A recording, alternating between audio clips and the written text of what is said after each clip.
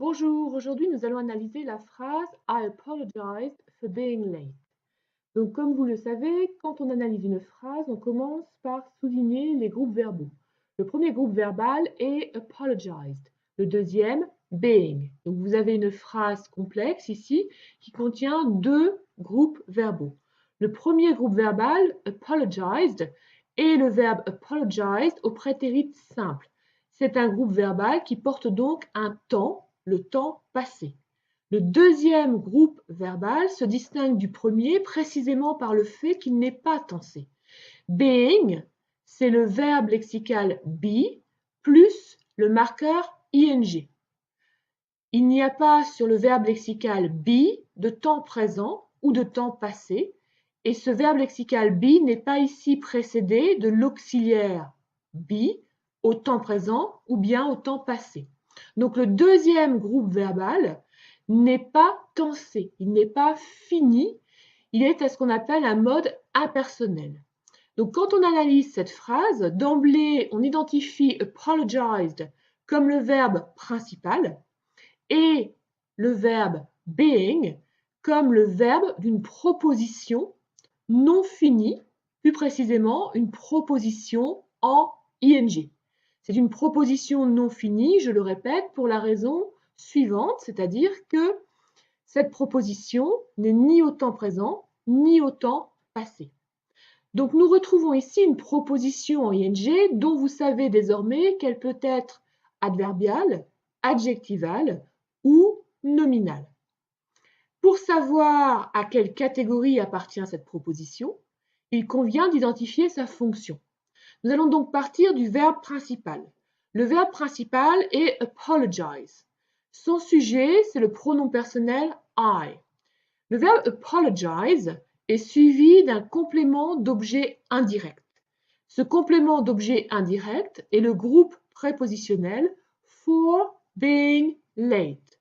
Alors là, il faut bien comprendre que for est une préposition qui est suivie ici non pas d'un groupe nominal, comme il est courant dans un groupe prépositionnel. Vous savez qu'un groupe prépositionnel, c'est une préposition suivie d'un groupe nominal, normalement, ou bien une préposition suivie de quelque chose qui joue le même rôle qu'un groupe nominal.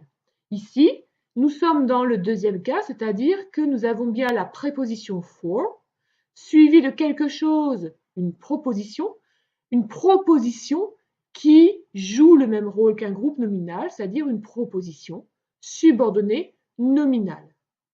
Quelle est la fonction syntaxique de cette proposition subordonnée nominale? Eh bien, c'est celle de complément de la préposition for. Donc là, il faut bien entendre que la proposition en ing est complément de la préposition for avec laquelle elle forme le complément d'objet indirect, le COI, du verbe apologized. Donc la proposition subordonnée en ing, puisqu'elle est complément d'une préposition, eh bien, nous savons qu'elle appartient à la catégorie des propositions subordonnées nominales.